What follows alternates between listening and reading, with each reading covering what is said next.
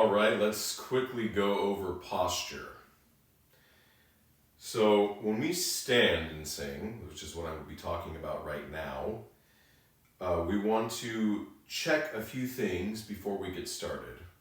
Let's start with our feet, how we place them. We want them shoulder width apart, and we want either our right foot or our left foot to lead, depending on which hand you are dominant with or which feels more comfortable. And we want to make sure that our knees are relaxed, that our hips are relaxed, nothing is rigid and tight. And something that is not often talked about is actually we want to lean the weight of our body on either our back foot or our front foot, never both of them equally.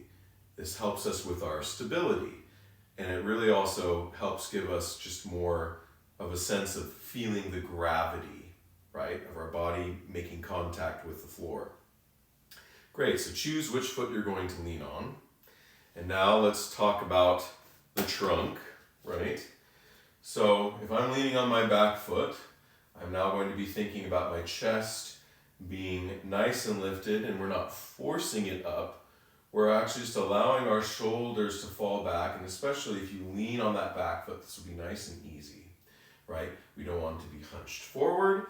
We want our shoulders to be back and our chest to be lifted, so we have this sternal arch. So from the top of my sternum going all the way to the tip of my chin, there should be this beautiful arch right here, right? Very good. Now, let's talk about the alignment of the skull and the cervical spine. Contrary to what some methods say, I don't believe you should ever hold your head up like this and line your ears up with your shoulders, because that activates muscles that are unnecessary for singing and will lead to tension. What we want to care about is just our visual focus, and that we are never using our chin to lead, right? We are never using it to sing low notes or high notes. It is in a nice, neutral, relaxed position. And what we want to think is that wherever we are looking is where our voice is going, right? Where the focus of the voice is going. And of course, we don't want to do extremes. We don't want to look all the way up or all the way down. But we do have a lot of freedom in our motion, right? That doesn't affect the voice. What's most important is that, we are not using any effortful movements or actions.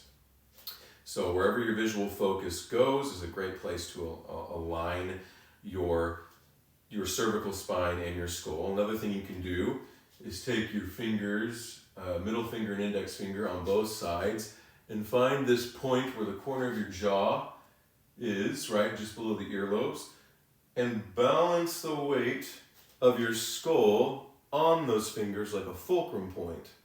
And feel your skull just floating on those fingers, right? Or just all the weight of your skull is on those fingers. And then you can release, and we found a good alignment. I hope this helps, and happy singing.